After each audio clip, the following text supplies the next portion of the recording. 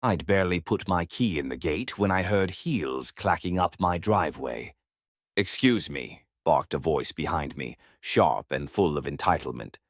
I turned around slowly, already guessing the type. Early 60s platinum-dyed bob, floral blouse ironed to within an inch of its life, and a clipboard hugged like a weapon. Sure enough, the HOA ID badge hung from her neck like a sheriff's star. "You're not allowed to install a gate without board approval," she snapped. I gave her a polite smile. "This gate's been here since the last owner. I'm just rekeying it." She squinted at me, suspicious. "And who are you, exactly?" "Cole Johnson, new owner of 417 West Sycamore." Her eyes widened slightly. She wasn't expecting that. "This house is under HOA authority," she said. "We require orientation meetings and compliance walkthroughs before occupancy. Pretty sure the real estate closing trumps that." She stepped forward, too close, and tried peeking past me into the yard. "I'm the HOA president, Susan Mallory, and I wasn't informed this property had changed hands." I pulled the gate shut in her face with a soft click. Her mouth dropped open like I'd slapped her. "You can't shut me out." "I just did," I said. "Have a nice day." She stormed off, heels stabbing the concrete like nails in a coffin. I watched her cross the street, pull out her phone, and start dialing furiously. I shook my head. I hadn't even unpacked yet. 20 minutes later, I was unloading boxes when blue lights appeared at the end of the cul-de-sac. I sighed. Two officers stepped out of the cruiser. One was young and friendly-looking. The other had the tired stare of a man 2 months from retirement. "Good afternoon, sir," the younger one said. "We got a call about a disturbance. A woman claims she was being unlawfully detained behind a locked gate." "Let me guess," I said. "Blonde, floral blouse, attitude of a lioness with a bad perm." They exchanged glances. I handed over my deed and ID. "I bought this property legally. HOA President Susan Mallory showed up and demanded access. I told her no. She didn't like it." Retirement cop looked at the paper, nodded. "Looks clean to me." "Your gate's legal. No ordinance violation here," the younger one added. She also didn't like that I wouldn't let her into the backyard, said I had to submit to an HOA inspection. "HOA inspections aren't a legal requirement," the older officer said, "just suggestions, and not enforceable without a court order." They left. Susan watched from across the street with binoculars like some deranged hawk. I gave her a little wave. She didn't wave back. I chuckled, but deep down I knew this wasn't over. Not with someone like her. Not with someone who'd ruled this neighborhood for a decade. And definitely not after I bought the one house in the subdivision that came with a very special clause. A clause she didn't know about. Not yet. Because this wasn't just my new home. It was her landlord's former estate. And thanks to an off-market bundle deal, I now owned the land lease for her property. She just didn't know it. Yet. I hadn't planned on buying a neighborhood war zone when I first saw the house at 417 West Sycamore, but then I saw the bundle deal. The listing agent, a jittery guy named Marshall, had mentioned the adjacent parcels came with some unique rental rights. Technically, he'd said, the house sits on a rare grandfathered land lease. The HOA president's house and 3 others are built on property still privately owned. They just lease the land. That piqued my interest. "So you're saying, if I buy this house and those parcels, I become their landlord?" Marshall had grinned nervously. "Essentially, yes. It's been quiet for years. The original landowner passed away last fall. The family's trying to sell it all as a bundle. I ran the title reports myself. Sure enough, buried in the legalese was a gold nugget. Susan Mallory's house stood on a parcel still subject to a renewable, privately owned 99-year land lease. She didn't own the land, just the structure, and as of a week ago, I owned the land. Legally, she paid a small monthly rent for the ground under her house, just $88. But more importantly, the lease included clauses allowing me to inspect, regulate, and even revoke use for violations of civil order or for attempting to control or restrict the rights of other landowners. In short, if she harassed me, I could technically evict her from her own home. I knew I wouldn't do that right away, but knowing I could, that was enough. So when she stood there screaming at my locked gate like a banshee in pearls, I didn't retaliate. I waited, I watched, and I made notes. The next day, she sent a formal violation letter to my email. Apparently, my welcome mat was too colorful and violated neighborhood aesthetic conformity regulations. I framed the letter and hung it in my hallway. Then I got a knock on the gate again. This time it was her assistant, a young woman in a beige cardigan who looked like she hadn't slept since Y2K. Susan says you need to trim the hedges on your south-facing fence line. I raised an eyebrow. They're 4 feet tall. Limit is 3.5. Tell Susan I'll trim them when she pays rent on time this month. The assistant blinked. What? Nothing, I said with a smile. I knew the moment was coming. And sure enough, the next rent deposit from Susan didn't arrive, which gave me the green light to trigger Clause 7 of the lease, a clause titled Material Breach of Conduct. The penalty, formal notice of dispute, and a mandatory mediation hearing before local court. I drafted it, mailed it, certified, and waited. 3 days later, she was back at the gate. Furious. You think you can scare me with legal letters and threats? She shrieked. I've run this HOA for 12 years. I'm sure you have, I said, but you've never had a landlord before, have you? She went pale. Excuse me? You didn't read your deed very carefully, did you? You own your home, but you don't own the dirt it sits on, I do. As of 3 weeks ago. You're lying. I have the papers. You want a copy? Her lips parted, but no sound came out. She turned and stormed back across the street. I shut the gate behind her with a satisfying clack, and smiled. Because now, she wasn't just the HOA president, she was my tenant, and she had no idea what I was about to do next. By Monday morning, Susan was already on the attack. I received a final violation warning on bright red paper slid under my gate. Not 1, but 6 alleged infractions were listed, most of them absurd. Gate color, not conforming to approved HOA shade range. Refusal to attend HOA orientation. Parking my truck too close to the curb. Not displaying the HOA welcome flag. Failing to provide a list of indoor appliances for compliance review. General hostility to community leadership. That last one made me laugh out loud. But it wasn't just paperwork. That afternoon, I caught her pacing my property line with a tape measure and clipboard, whispering to a man in a vest who was clearly not an actual inspector. Probably her cousin or her hairdresser, who knew. I could see her strategy. She wanted to bury me in nonsense violations and paperwork, hoping I'd back down. But I didn't move across the country to play nice with HOA dictators. So I replied with my own letter, copied to her personal address, the HOA's board, and the county records office. Notice of breach and demand for mediation, pursuant to land lease agreement.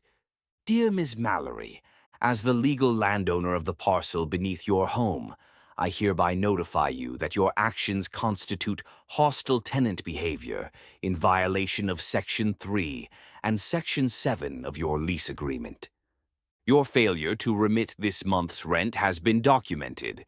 Your attempts to restrict lawful access and impose unenforceable HOA mandates upon fellow leaseholder residents are further breaches. Per the agreement, we are now entering mandatory mediation. You will be contacted by the county mediator's office to schedule an appearance. Sincerely, Cole Johnson, property owner. The real kicker? I attached an itemized summary of all her lease clauses and bolded the ones I planned to cite if she escalated. That evening, I sat on my porch and watched as the mail truck rolled up and handed Susan the certified envelope. She opened it with the grace of a bear finding a mousetrap. Within an hour, I heard the scream. Not just a frustrated neighbor scream, a full-throated primal roar of someone who just realized their world was built on someone else's dirt. She came storming across the street again, fists clenched. "Do you think this is a game?" "I think it's real estate law," I said, holding my coffee like a shield. "You've threatened the wrong woman, Mr. Johnson. I'll have the board revoke your privileges. I'll have you banned from community events, blacklisted." "Cool. Will you be doing that from mediation or after?" She growled, actually growled, and turned on her heel. And just as she reached the edge of my property, I added, "Oh, and Susan." She stopped. "You might want to review Section 9 of your lease." She didn't ask what it was. But the next morning, when the mediator from County Civil Court showed up with an appointment slip in hand, she started asking. Because Section 9, that was the one about early lease termination, and that clause was entirely at my discretion. The county civil mediation office wasn't much to look at, just a cluster of beige conference rooms behind the courthouse. But what happened inside those walls could decide lawsuits, settle feuds, and in this case, bring an HOA tyrant to her knees. The hearing was scheduled for 10:30 a.m. sharp. I arrived early, dressed in a clean button-down and khakis. Susan arrived 10 minutes late in a blood-red pantsuit, dragging a rolling briefcase stuffed with paper. She looked like she was on trial at The Hague. The mediator, a calm, silver-haired woman named Margaret Langley, greeted us with a professional smile. "This is an informal setting. No lawyers, no gavel, just discussion. Let's begin." Susan wasted no time. "This entire claim is frivolous," she said, slamming a binder on the table. "Mr. Johnson is abusing a technicality to threaten my home, my position, and the authority of our HOA." Margaret nodded politely, then turned to me. "Mr. Johnson." I slid forward a single folder with 6 typed pages. "I'm invoking the land lease mediation clause due to hostile behavior by a tenant who is also using an HOA leadership role to impose rules on me, the actual landowner, and other residents. This isn't about revenge, it's about boundaries, literal and legal." Susan sneered. "You moved in here to cause chaos. Everyone on the board agrees." "That's not true," I replied. "In fact, I've already received messages from 5 residents thanking me for standing up to you." Margaret raised her hand. "Let's stick to facts." I opened the folder. "I've documented every HOA violation letter I've received, 8 in total. I've also included photos of Susan trespassing, her denying me access to HOA documents, and her failure to pay the rent due on her parcel as per our agreement. That rent is now 18 days overdue." Margaret glanced at Susan. "Is that accurate?" Susan crossed her arms. "I didn't recognize his authority." "Authority is documented here," I said, tapping the folder. "And in the county recorder's office, and in the original 1989 deed lease your home sits on." Margaret's calm smile barely faltered. "Mrs. Mallory, this mediation is your opportunity to avoid escalation. Do you wish to resolve this civilly?"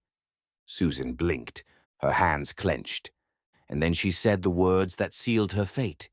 "This whole lease is a relic. I refuse to pay rent to someone who doesn't respect our HOA's vision. Let him take me to court. Margaret's brows lifted. Very well. Mr. Johnson, you may proceed with next steps under Section 9 of the agreement. Susan blinked. What's Section 9? I leaned back in my chair. It gives me the right to terminate the land lease with 60 days' notice for material hostility, non-payment, or sustained community disruption. Susan's mouth parted. You're evicting me? I'm filing for land repossession, I said. If you don't pay the owed rent, remove the fines against me and back off. Then yes, you'll have to move your entire house off my land. Her jaw worked silently, like she was trying to summon words through a mouthful of gravel. Margaret stood. We're adjourned. As I walked out of the room, I heard Susan whisper behind me. This isn't over, but we both knew. It was the beginning of the end. Susan didn't take the mediation outcome lightly.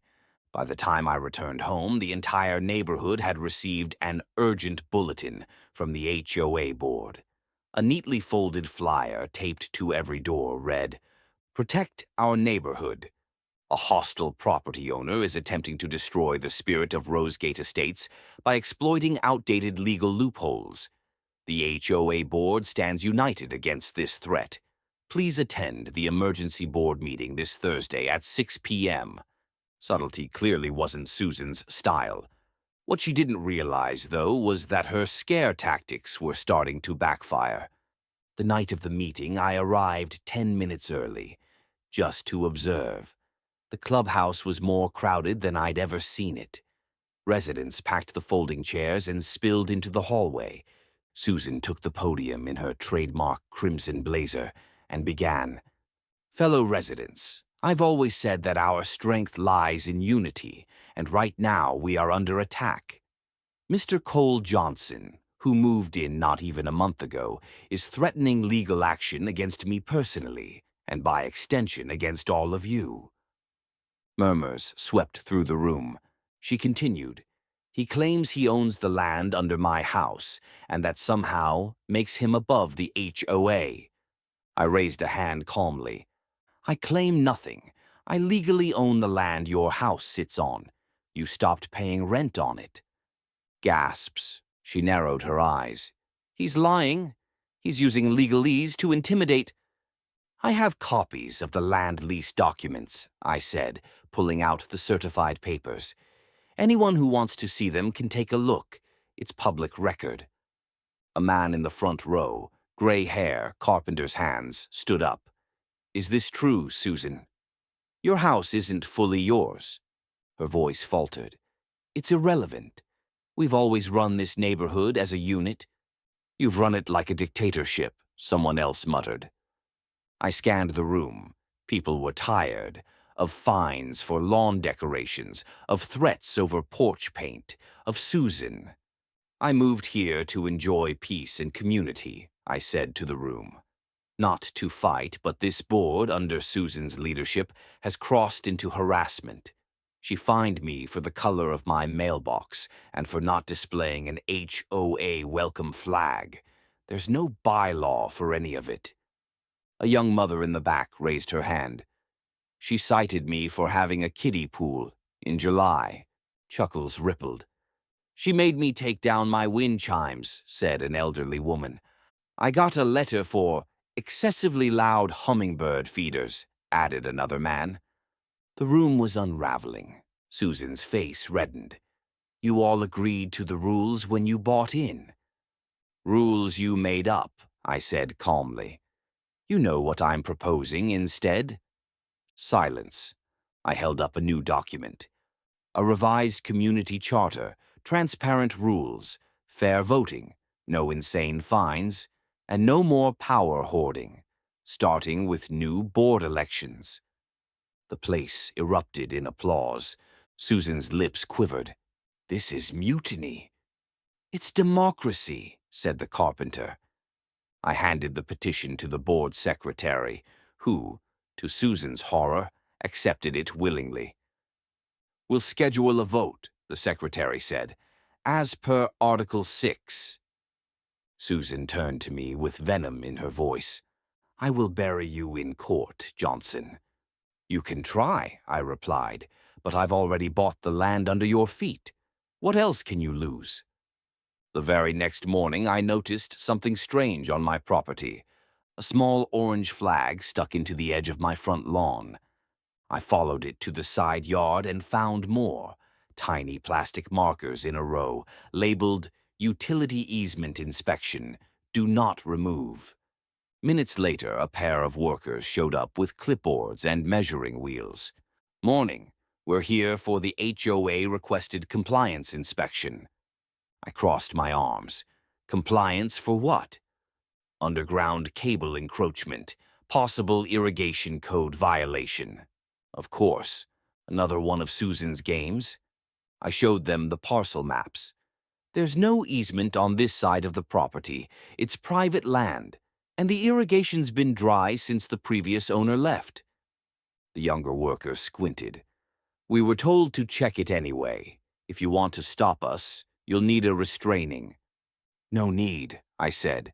But just so you know, you're on property currently involved in civil mediation. Any damage? I'll file a claim. That was enough. They packed up and left. No digging, no measuring, just confusion. And Susan? I spotted her across the street behind her blinds, watching. Still playing dirty. But the problem was, she had no idea she was about to be outflanked. That afternoon, I got a call from Brian, my attorney. She's gone too far. Want to file the formal notice of lease termination? I hesitated, then said, let's wait one more day, because I had a better idea. That evening, I reached out to someone I hadn't spoken to since the HOA board meeting, the board secretary, Ms. Rhonda Glass. Rhonda had been Susan's quiet shadow for years. She rarely spoke up, but always did as told.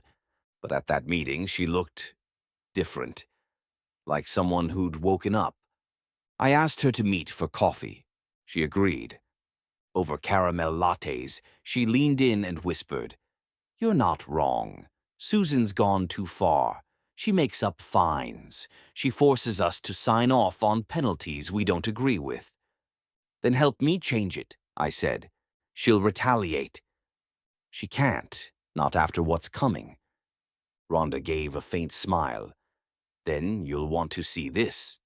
She opened her purse and slid me a flash drive. What is it? Board recordings. Susan has been secretly recording meetings, including the ones where she told us to fake compliance letters. I made copies. I blinked. You're serious? She nodded. I've had enough. So has the neighborhood. That night I listened. Sure enough, there was Susan's voice. I don't care what the bylaws say. He's not one of us. Make something up. Fence height, noise complaints, dogs barking, whatever gets traction. Don't tell the board about the dues hike. Just sneak it in at the bottom of the newsletter. If they complain, blame printing error. It was gold. The next morning, I attached those audio files to a formal complaint and sent it to the HOA's Legal Review Committee, the local housing bureau, and Susan's mortgage company. Because if you're sitting on land you don't own and your lease gets revoked, the lender has to know. By the afternoon, I got confirmation. Her bank was calling her in, and the HOA's emergency meeting for new board elections had just been moved up to this weekend. The Queen was cornered, and someone in her own court had just handed me the dagger. The clubhouse buzzed with tension. It was Saturday evening, and nearly every homeowner in Rosegate Estates had shown up for the emergency election. The folding chairs were packed. People stood shoulder to shoulder. The HOA bylaws required at least 60% attendance to validate a vote. We had nearly 90%. Susan walked in late, as always. She wore a beige power suit and her HOA badge like a coat of arms. She raised her hand and attempted to speak, but for the first time in years, nobody stepped aside for her. Even the board table had a new seat marker with the words, "Neutral Moderator, Rhonda Glass." Rhonda stood, cleared her throat, and spoke into the mic. "We're here today to vote on the proposed restructuring of the HOA board and election of new officers in light of recent events." Susan snapped, "This entire meeting is illegitimate." Rhonda calmly replied, "It's valid under Article 6C of the HOA Charter, which you wrote. We received over 75% homeowner signatures requesting this session." Susan flushed red. "You've all been misled by an outsider." That's when I stood. I didn't yell. I didn't wave papers. I simply spoke. When I moved in, all I wanted was to enjoy my home. Instead, I was met with harassment, fake citations, and an HOA that abused its power. Murmurs of agreement echoed. "But this isn't about me. It's about the people here who've been afraid to plant flowers, paint doors, or let their kids play with chalk on the sidewalk. Susan used this board like her personal courtroom. It's time we take it back." Applause broke out, genuine, growing. A tall man named Gary stood next. "My wife cried after Susan fined us $200 for putting up Christmas lights too early. That's not leadership. That's bullying." A young mom added, "She told me my autistic son's therapy swing was unsightly. That's not community. That's cruelty." The room turned into a wave. One by one, residents told their stories, small, painful things that had stacked up for years. And the look on Susan's face shifted from rage to something new. Fear. Because control wasn't enough anymore. She'd lost the people. When the time came for the vote, it wasn't even close. New board, unanimously elected.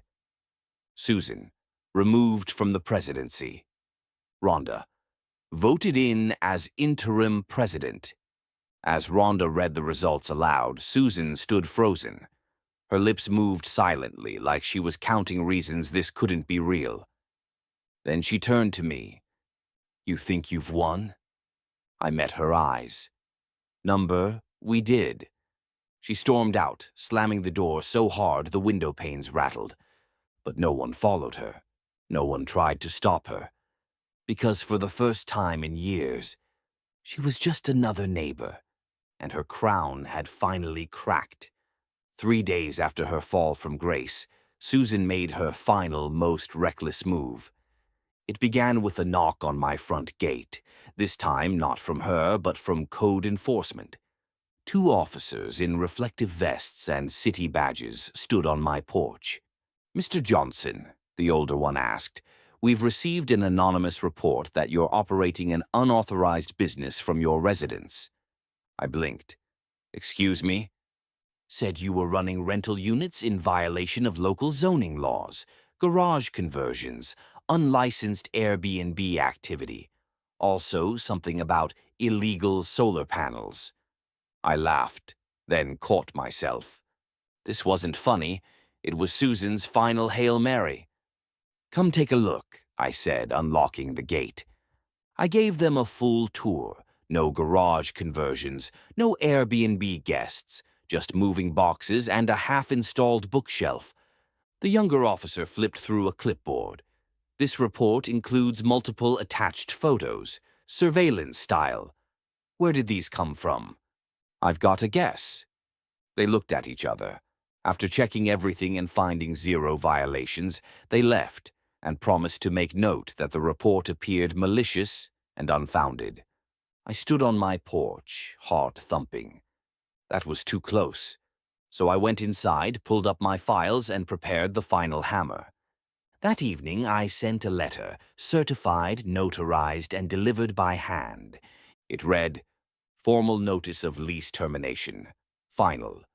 Per your lease agreement under Parcel 42B and due to sustained violation of lease clauses 3, 7, and 9, this letter constitutes official notice of land lease termination, effective in 60 days.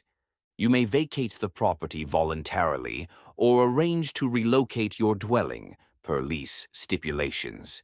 Legal action will commence if property remains past the effective date. This decision is final. Cole Johnson, property owner. And just to make it hurt a little more, I included a letter from her own mortgage lender, notifying her of default risk due to loss of land tenure. Her response came not by letter, but by meltdown. She came to my gate the next morning, pounding with both fists. "You can't do this," she shouted. "You're kicking me out of my own house." "I'm evicting your structure from my land," I corrected. "I'll fight you. I'll call the mayor." "Feel free. He lives 3 blocks over. I had coffee with him at the HOA fair last week."